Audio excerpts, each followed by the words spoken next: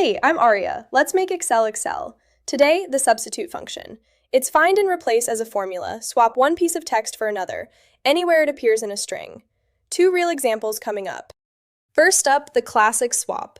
Pikachu's code in N4 reads PKM-025-Pikachu, but we want it cleaner with spaces instead. Type equals substitute, open paren, N4, comma, quote dash quote, comma, quote space quote, close paren, hit enter. Substitute finds every hyphen in the string and swaps it for a space. We get PKM space 025 space Pikachu. Now we nest two substitutes for a bigger transformation. Alakazam's code in N7 is PKM-065-Alakazam. We want Pokemon #065 space Alakazam. Type equals substitute, then a second substitute inside. The inner one swaps PKM dash for Pokemon hashtag. The outer one swaps the remaining dash for a space.